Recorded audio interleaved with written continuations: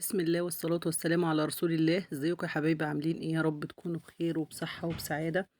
النهاردة ان شاء الله عملت معاكم العيش الفلاحي او العيش المصري او العيش البيتي، بدون فرن غاز وبدون رح وبدون نخالة وبدون اي حاجة متعبة بالنسبة للخبيث. احنا عملنا العيش البيتي يا جماعة في فرن البوتاجاز بمنتهى السهولة خالص. عملناه في فرن البوتاجاز، حاجة سهلة وميسورة وفي ايد اي حد انه يعمله بمنتهى السهولة زي ما انتم شايفينه كده. انا يا حبايبي دلوقتي هنسمي الله ونصلي على الرسول صلى الله عليه وسلم ونخش في الفيديو. انا حطيت كوبايتين ميه، جبت بوله وحطيت فيها كوبايتين ميه، ونزلت بباكت خميره او معلقه خميره كبيره، خميره فوريه، ونزلت بمعلقه سكر عليها وبمعلقه صغيره ملح وهنقلب كل الخليط ده مع بعضه. انا قلبت اهوت يا جماعه بايدي. وبعدين معايا كيلو دقيق متعدد الاستخدامات او دقيق الاهرامات، الدقيق اللي انت بتستخدميه وجربتيه قبل كده ولقيتيه كويس معاك. هنزل بيه على الخليط ده وهبدأ ان انا اعجن الخليط ده كله مع بعضه يا حبايبي بالشكل اللي انتوا شايفينه ده. طبعا انا عامله كيلو، اللي عايزه تجرب تعمل كيلو، انما الشاطره في الموضوع ده بقى فهي ايه، شاطره في الامر ده خلاص. انا ده تجربه بس كيلو، لان احنا خبزنا مع بعض العيش الفلاحي كتير قوي وخبزته في الفرن الغاز، وطبعا في ناس ما عندهاش امكانيات فرن الكبير الغاز دوت، فقلنا نعمله في الفرن البوتاجاز العادي. طبعا انا حطيت تالت مج من الميه، ده الكيلو الدقيق يا جماعه، ده التالت اللي انا بستخدمه ده. وطبعا انا بلم العجينه يعني بلم العجين كله بالميه كده، وبلم الحافيه بتاعه البوله بتاعتي، لازم تلم الدقيق منها كويس. وبدات اعجن العجين كويس اهو. طبعا العجين زي ما انا ما بتشوفوني بعجن العجين الفلاحي العادي يا جماعه. وطبعا انا ببل ايدي او بحط حبه صغيرين كده في ايدي والت العجين كويس. العجين لازم يتعجن كويس، زي العجين اللي انا بعجنه كتير او شويه، يعني ايه قليل او كتير لازم تعجني كويس. ممكن ان انت لما بعد ما لميتي العجينه بالدقيق كده تسيبيها تريح حبه، عبل ما عشان يبقى لها عرق، تسيبها تريح وترجعي تعجني فيها تاني عشان يبقى لها عرق. كده العجين خلص، وانا حطيت حبه دقيق صغيرين كده على وش العجين. هبدا ان انا اغطيه واسيبه يرتاح حوالي نص ساعه. كده العجين بتاعي خمر يا جماعه بالشكل اللي انتوا شايفينه اهو. جبت صينيه ورشيت رشه دقيق خفيفه كده عليها.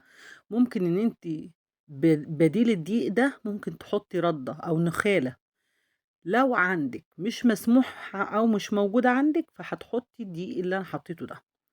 رشيت رشة دقيق خفيفة وهبدأ اقرص العجين بتاعي تقريصة صغيرة بالشكل اللي انتوا شايفينه دوت اهو. دي اول واحدة انا بعملها قدامكم اهي. وانا حطيت دقيق يا جماعة عشان يبقى في امكانية الجميع. وانت لو بامكانك تجيبي نخالة او تجيبي ردة ممكن تجيبيها من الفرن، فرن العيش البلدي اهو. زي ما انتوا شايفين كده ان انا بقرص دقيق اهو، العجين قصدي قدامكم. هخلص الكمية دي كلها بقى تقريص. طبعا انت بتعمليه تقريص صغير او يعني حسب ما انت عايزه او كده يعني، لان انت لا هتستخدمي مطرحه ولا رح ولا اي حاجه زي ما احنا بنعمل في فيديوهات العيش اللي احنا بنعملها العيش الكبير. اه بالشكل اللي انتوا شايفينه ده يا حبايبي. كده انا خلصت الكميه كلها تقريص. هنغطي بقى بكيس بلاستيك، وهنحط على الكيس البلاستيك فوطه كمان علشان وشه ما يشققش، فانت لازم تغطيه كويس. وبعدين بعد ما سيبته ارتاح 10 دقايق هابدأ إن أنا أفرده بالشكل اللي أنتم شايفينه ده. أرش رشة دقيق خفيفة خالص وأبدأ أفرد بأي نشابة عندك. أنا بدأت أفرده بالنشابة اهوت. وطبعا سمكه ما بيبقاش رقيق قوي ولا يبقى تخين قوي يا جماعة، السمك بتاعه بيبقى متوسط اهو يا حبايبي بالشكل اللي انتوا شايفينه دوت. انا كده ايه، كده فردت اول واحده. وحاولي ان انت تدوريها معاكي، او لو عايزه تعمليه طوال شويه برضو يعني ينفع ويبقى جميل وما شاء الله هيطلع معاكي زي الفل. طبعا انا حطيت في الصينيه اللي انا هخبز فيها على طول اهو. اهو يا حبايبي دي اول واحده حطيتها في الصينيه اللي انا هخبز فيها على طول. بعد كده هعمل التانية اهو، رشه دقيق خفيفه كده عليها بسيطه كده، وابدا افردها بالنشابه. وبعدين ما تضغطيش جامد قوي على العجينه وانت بتفرديها، ما بضغطش جامد قوي اهو يا حبايبي. اهو بفرد اهوت بالراحه. وهبدا اشيلها احطها في الصينيه كمان، هي الرغيف ده كمان وكده بمنتهى السهولة، لا إحنا بنرِح على مطرحة ولا أي حاجة، أنتِ بتعمليه في البيت وبتعمليه في البوتاجاز بمنتهى السهولة، مش عايز يعني افتكاسات ولا أي حاجة. دي التانية اللي أنا عملتها، هاحاول أضبّطها هي والتانية عشان يبقوا جنب بعض، عشان ما يلزقوش في بعضهم. هابدأ أعمل التالتة، ودي آخر واحدة هاعملها قدّامكم وأكمّل الكمية أنا إيه، مع نفسي بقى يا حبايبي. رشّة خفيفة من الدقيق كده، وبابدأ أفردها بالنشّابة بالشكل اللي أنتِ شايفاه دوّة، أهو يا حبايبي. وحاولي إن أنتِ ما ترقّقيهاش أوي، عشان الرغيف ينتفخ معاكِ ويبقى جميل. حاولي إن أنتِ ما ترقّقيش الإيه، ولا برضه تسيبيها تخينة أوي.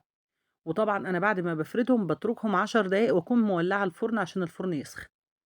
دي واحدة تانية أهيّة في صينية تانية. هاكمّل الكمية وأولّع الفرن. كده أنا إيه يا جماعة، ولّعت عين البوتاجاز الأول من فوق، وحطيت الصينية أشمّع بس عليها العجين قد 5 دقايق كده، أهو. كده أنا باديّرها على عين البوتاجاز بالشكل اللي أنتم شايفينه ده، أهو أنا وريتكم شكله اتشمّع أهوّة، أو العجين بدأ يعني ينشف منّي تَكّة بسيطة. هابدأ إن أنا مولّعة الفرن تحت وباولّع الشواية من فوق، الفرن من تحت والشواية من فوق يا جماعة، ده فرن البوتاجاز. وهابدأ إن أنا أدخّل الصينية بتاعتي أهو، دخّلت الصينية كده في البوتاجاز بتاعي، أنا مولّعة الشواية بس طبعًا عشان الإضاءة بتاعتي ما كانتش مبيّنة إن الشواية والعة، فأنا هاطفي الإضاءة علشان أنتم تشوفوا الإيه، إن الشواية والعة. أهو يا حبايبي كده الإيه، الشواية أهيّة والعة من فوق والعيش بتاعي بدأ ينتفخ. طبعًا أنتِ تقلّبي أو تديّري الصينية كل شوية، طبعًا أنا الفرن والع من تحت برضه علشان يخلّي القاع بتاع الرغيف كويس من تحت، يبقى لازم الفرن يكون والع من تحت والشواية والعة من فوق. كده العيش انتفخ معايا أهوّة، وكده إيه، العيش يكاد يكون استوى وشايفين جماله وحلاوته ما شاء الله لا قوة إلا بالله. اللي وصل معايا بالفيديو لحد هنا ما ينساش الاشتراك وما ينساش اللايك. أهو يا حبايبي كده خلاص العيش إيه، العيش كده أنا باوريه لكم بعد ما استوى وشكله في منتهى الروعة وفي منتهى الجمال. ما تنسوش بقى يا حبايبي اشتراكاتكم، اللي أول مرة يشوف قناتي يشترك لي فيها، وما تنسوش اللايك وما تنسوش تصلوا على الرسول صلى الله عليه وسلم.